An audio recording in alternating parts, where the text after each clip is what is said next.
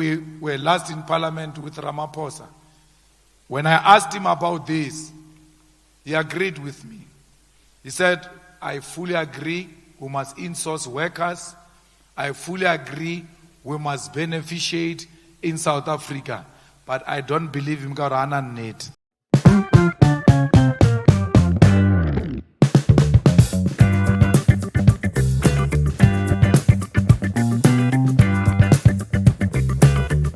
By virtue of being an activist, you are going to be excluded. You're going to be targeted. That's why Tiro reminds us that every revolution has got casualties. And that's why when Umkhuputse Tiro was excluded, the youth stood up not only here in Tefloop, all over South Africa, including in the University of Cape Town, because they said they want to silence us by silencing Umkhuputse Tiro. So we cannot be crybabies like those who came before us have never confronted this challenge. That is why it is called a struggle. It's forever there, and our children will inherit it unless and until we find a progressive government that will introduce progressive laws which will be biased to the working class and the youth of South Africa. Well, capital and imperialist forces survive through depoliticizing the youth. That's why they advertise alcohol. Who's going to learn politics in alcohol?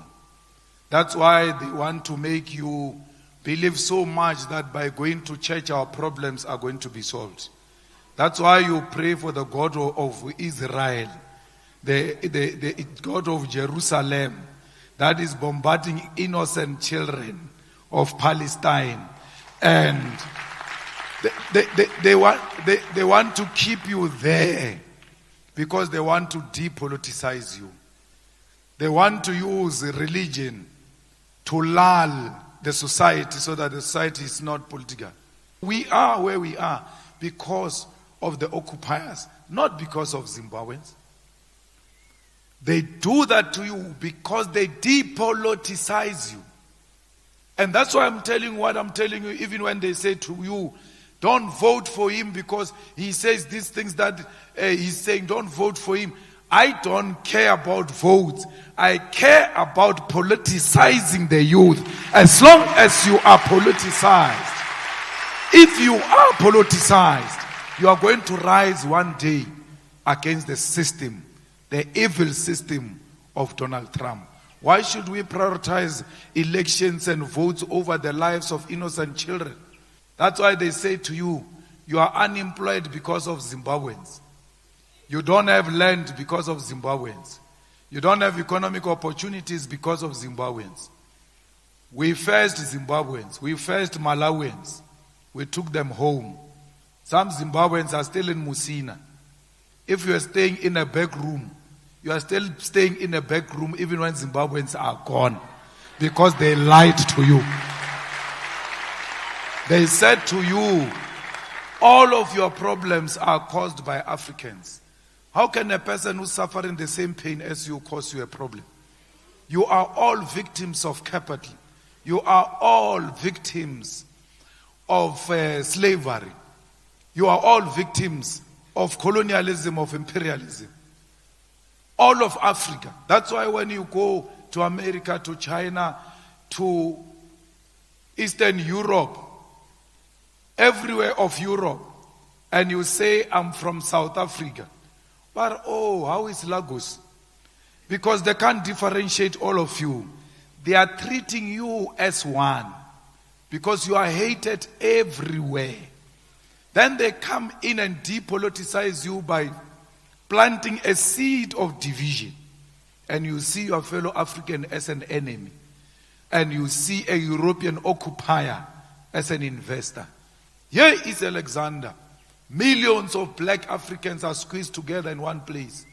Next to Alexander, there is an open land owned by University of Witwatersrand. Witwatersrand, because it's associated with a white man, these blacks are scared to go and occupy that land. They will rather stay in squalor, squeezed, cramped, like sardines. A good picture, it's a picture of Stellenbosch. What is that? Kamnandi, just outside Stellenbosch. There's a squatter camp. It's formalized now. There's a squatter camp. Those guys stay like this.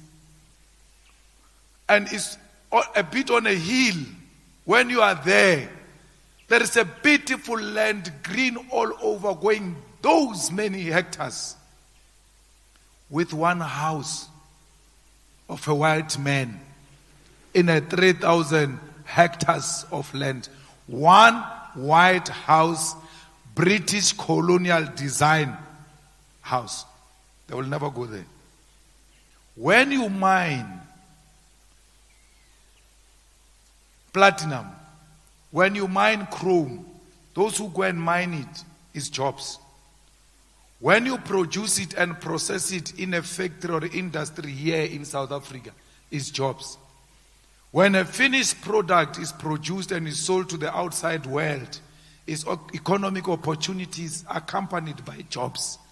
So you will never create jobs with the economy you don't own. That's why we want to nationalize the mines. But the problem is, they say to you, if you nationalize the mines, the investors will go. We say, can you define what is nationalization? Nationalization means state ownership.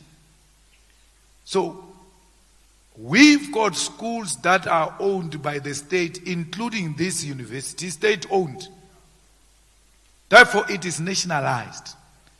But it doesn't mean there are no private institutions. So let's go and establish a mining company that is state-owned.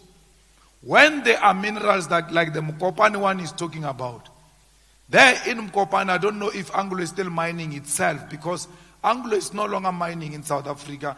They get a mining license and they give the mining to small companies to mine on their behalf. But in Mokopane, Anglo was mining itself. Why?